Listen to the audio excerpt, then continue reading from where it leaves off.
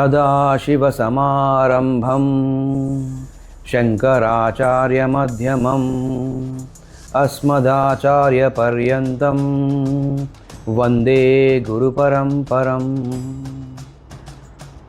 I welcome you all today for a short talk on Maha Shivaratri 2025.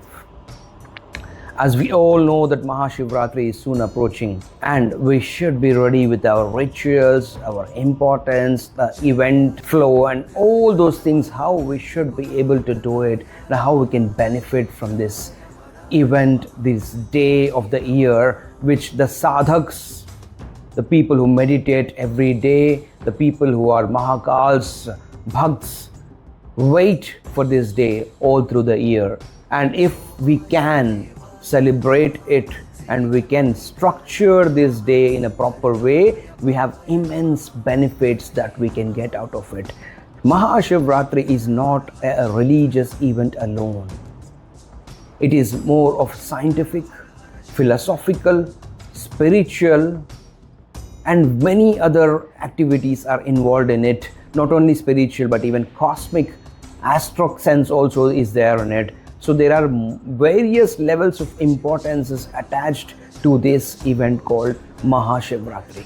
The religious angle is that Lord Shiva was liked by goddess Parvati, and she has done years and years and years of tapas to get married to him. And one fine day that arrived where Lord Shiva was accepted to the offer, and he was there in the marriage procession to meet goddess Parvati. And in this procession, as usual, the kind of people along with Lord Shiva are those aghoris, those half-naked sadhus, those nagas, bhuta, preta, pichacha, gana. All these people were in the procession wearing skull cap, wearing bhasam all over their body, looking a bit dangerous. This is not normally a typical wedding processions is what we see. The barat, which we say, the barati were different. Even the Lord Shiva himself was looking very, very weird with his skull caps, with serpents along his neck driving towards, and even basam all along his body with a tiger skin and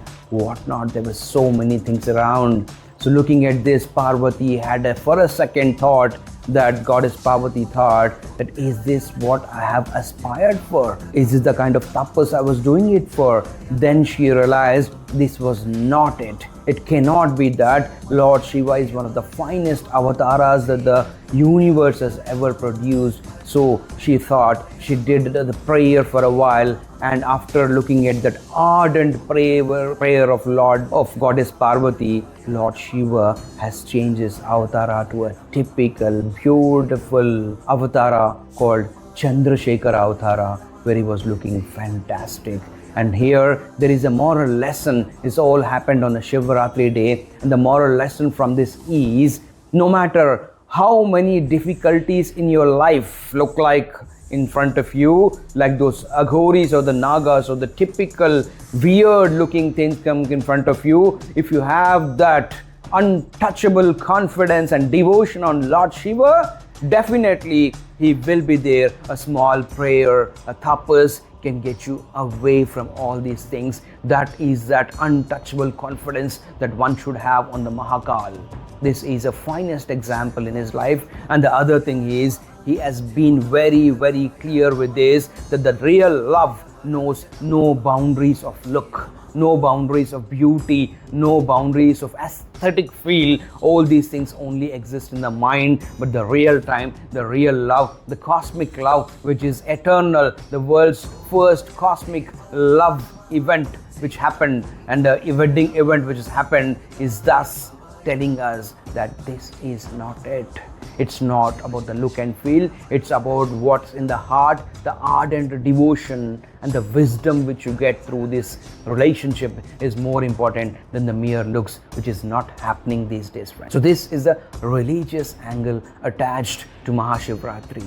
Then look at the cosmic angle, the astrology angle, and even the scientific angle in it. This Mahashivratri falls on 14th Chaturdashi of Krishna Shukla. This Shivaratri falls on 14th Chaturdashi of Krishna Shukla Pakshami, before the Amavasya comes in. So there is a lunar energy. This Maha Shivaratri especially, there is a rare celestial movement in this Shivaratri, which is very rare, and the last one was 60 years back. In 1965, this rare celestial movement can be seen, and after 60 long years today, we are again seeing that celestial movement, a rare celestial movement where lunar energy is different. This is happening because of the Mahakumbh, which is happening now on the 26th of February. It's the last day of the Mahakumbh, where after 144 years the Mahakumbh is happening, and with this kind of a movement, there is a rare celestial movement around the planet,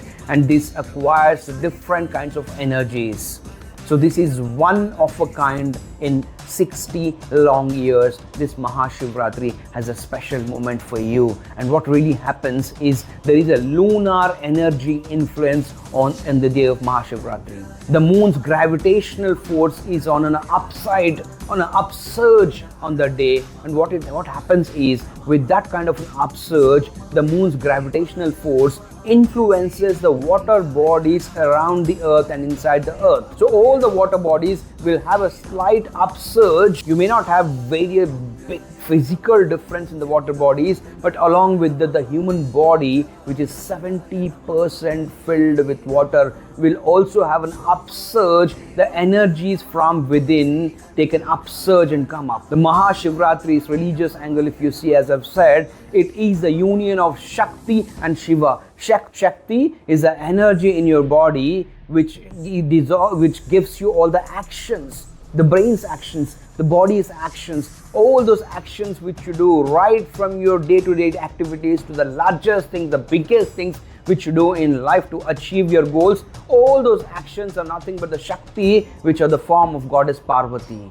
It's a feminine energy. That action is feminine energy, and Lord Shiva is the consciousness. So Maha Shivaratri, in a religious way, if you see, it is a union of the action and the consciousness. So the act initiates and it gives you an upsurge, and it merges with the consciousness, and along with the consciousness there is a natural alignment of this consciousness plus action with the generic Brahman, with the universal consciousness. So here, friends, with that lunar effect, naturally, the thing which you can try all through the year but doesn't happen naturally, on that particular night, if things are in place, definitely that natural lunar gravitational energy influences one, and definitely it will have an upsurge onto you, and it will take you to a level where your consciousness can be in a different way. That is why, as I've said, most of the sadhaks' awaited day throughout the year is Maha Shivaratri, and with this Maha Shivaratri, with a rare celestial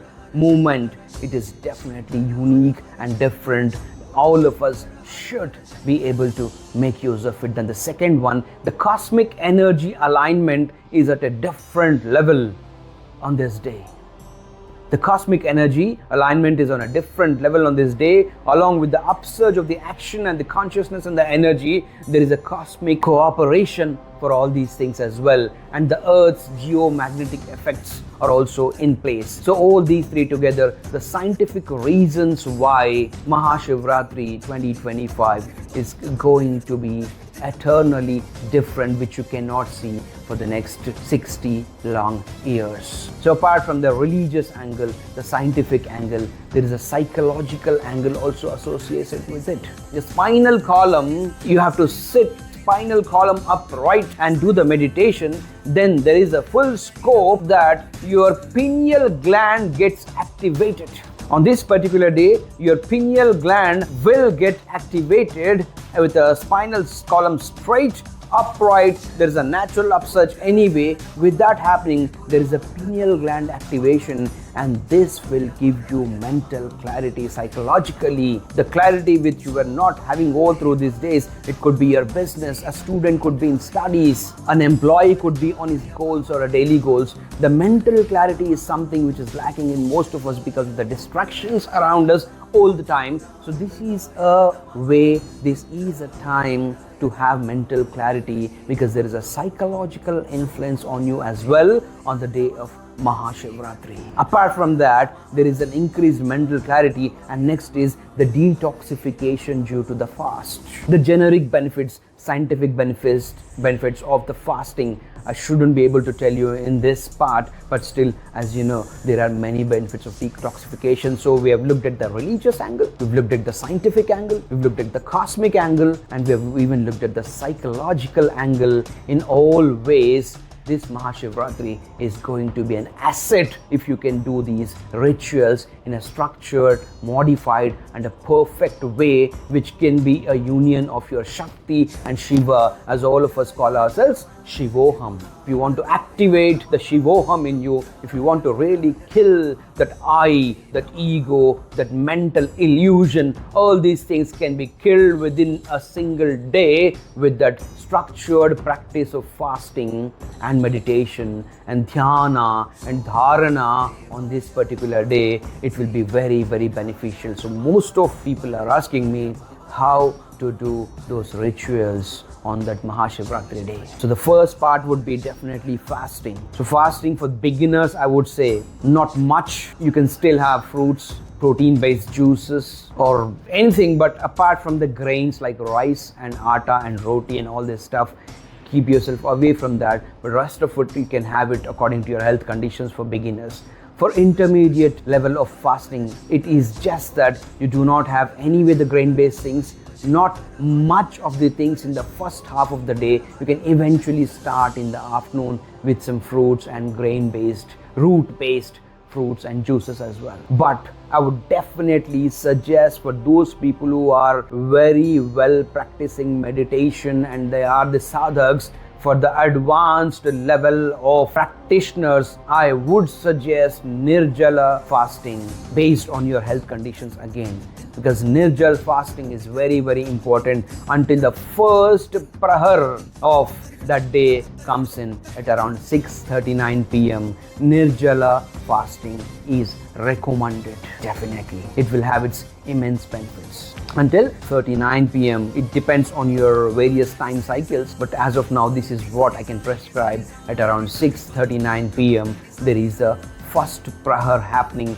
with a difference of 10 minutes here and there with different time zones in India. So the first Prahar happens from 6:39 p.m. It goes up to 9:34 p.m. What you need to do in this duration is just chant the Panchakshari mantra Om Namah Shivaya, Om Namah Shivaya, Om Namah Shivaya, and do a typical Jal Abhishek of the Shivalinga. Many people suggest you or even warn you or give you a word of caution that having a Shivaling at home will have different impacts if you do not do a daily ritual, a puja or a prasada on a daily level. If you do not perform, then that can bring you ill effects. This all can happily get a Shivalinga of whatever size you want, preferably a smaller one at home or your offices, and keep it on that particular day. If you are in countries like most of them ask me, what do we do in countries where it's not available? Just pick up some mud from your pot of plants, sanctify that mud, and you can prepare it with your hands. You are just good enough to go. So with that Shivalinga on the first Prahar, which comes from 6:39 p.m. to 9:34 p.m, you got to make sure that you do the Jala Abhisheka only and chant the mantra, Panchakshari mantra Om Namah Shivaya. So from 9:34 p.m. till 12:39 a.m. the second Prahar comes into picture, where you have to intensify your dhyana, your chanting, your meditation, and you got to do the Abhisheka with curd and jal. The ingredients has to change, the mindset has to change, the intensifying of dhyana should happen. This is where you start feeling elated. You feel the presence of Lord Shiva and Shakti in you. This is the first ever feel for beginners, where you feel that something, some unknown energy is capturing you from within, and it gives you an immense power where you feel that I starts to negate. The feeling of me, I starts to negate, the energy flow or the transition of energy starts to uprise, the upsurge. Remember, this is a stage where the entire universe is supporting you on that particular day, because this day comes only after 60 years. So it's supporting you. It is with the support of the universal consciousness that you are at this stage in the second Prahar, that you have intensified your meditation, you have intensified your chant, you have intensified the presence of yourself in you, and you start seeing the real you on that particular moment. That is the second Prahar. And then the third Prahar starts, which is from 12:39 a.m. to 3:45 a.m.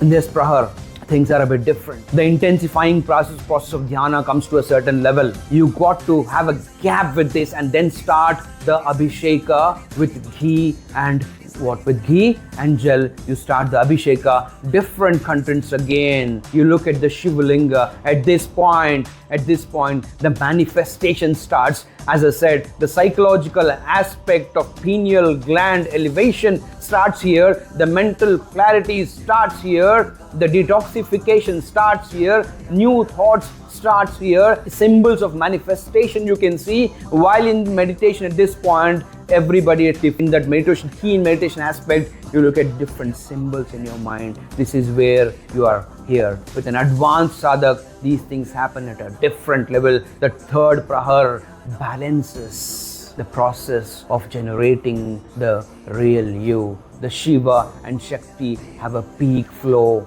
in this Prahar. Then the fourth Prahar, which starts at 3:45 a.m. to 6:50 a.m., where things look so balanced. An extreme balance of the universe, an extreme balance of all the meta-functional and the multifunctional aspects of your life start balancing. It is the most nutritious, use the word nutritious aspect of dhyana of the day, because it gives you an immense peace and strength, and the metabolism flows, the energy flows, you're cool, you're balanced. And at this point, you got to start this at Brahma Muhurata, Abhisheka offering honey and jal. And this is the last Prahar where you feel relaxed.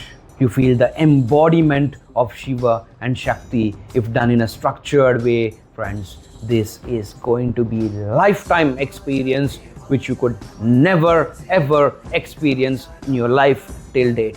There's all these prahars, the rituals, the fasting should be done in a way which I've prescribed in the last 10 minutes.